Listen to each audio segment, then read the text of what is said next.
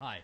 To address your previous assertion that race means nothing, critical race theory is not being taught in schools. It is a academic theory that's pretty much delegated only to higher academia. They are not teaching it in schools. Your explanation of it was an oversimplification. You address the real history behind it, unlike most people. And why, if race means nothing, does it affect our history? Say 1921 Tulsa Race Massacre. Why is there such evil history with something that supposedly means nothing? Okay, so first of all, you're wrong. It is being taught in elementary schools. I'll give you an example. Not only is it being taught, it's being enforced. So in Denver, there is a playground where they say white families not allowed. Would you support that? That seems like a ridiculous edge case. So I'll give you another example. Actually, in the National Education Association's training manual, which is the largest teacher union in the country, they had a seminar on how to teach critical race theory to kids. That sounds like it's in our schools, doesn't it?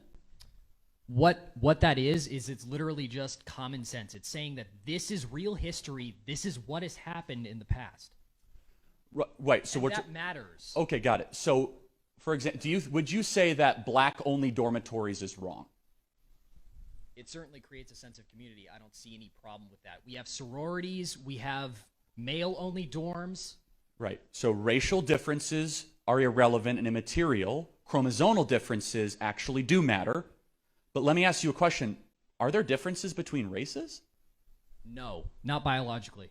Then why would we have different dormitories for races? Culture. Segregation is what you're arguing for, my friend. No, sir. No, sir. How is it not segregation to have blacks in their own dorm? You've just pigeonholed me, essentially.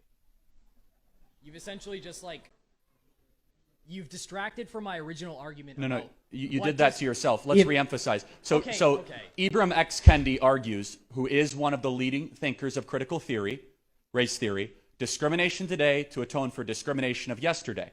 We have black-only graduation ceremonies at Columbia University, black-only dormitories across the country, for example, at Western Washington University.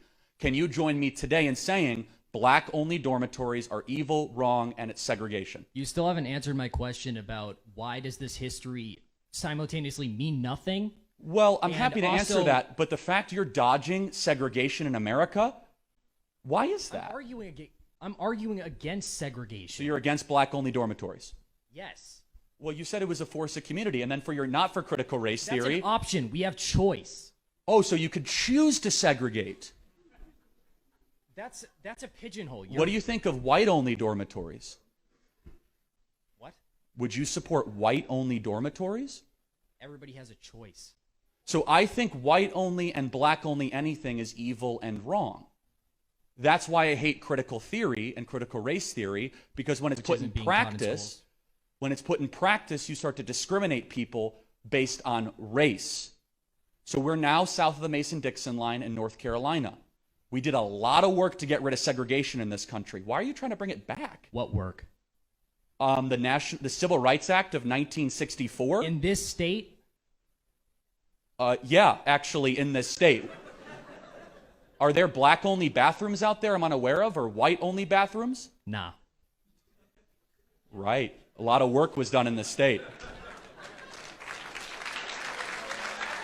Your face is small.